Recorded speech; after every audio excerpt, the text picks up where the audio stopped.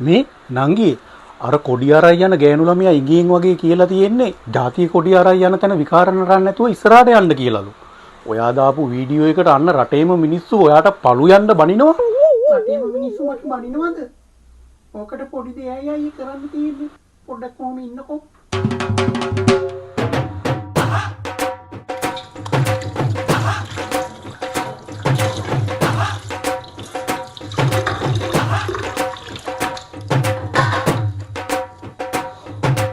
අම්මේ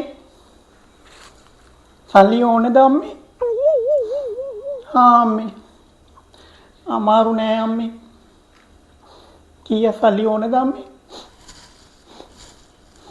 අම්මේ මං හෙට උදේම සල්ලි දාන්නම් අම්මේ. නෑ අම්මේ. හරි අම්මේ මං සල්ලි දාන්නම්.